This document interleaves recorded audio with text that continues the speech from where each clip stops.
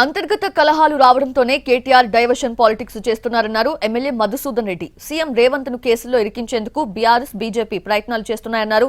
ఆస్తులు కాపాడుకోవడం కోసమే బీజేపీతో బీఆర్ఎస్ కుమ్మక్కైందన్నారు కాంగ్రెస్ నేత మధుసూదన్ రెడ్డి.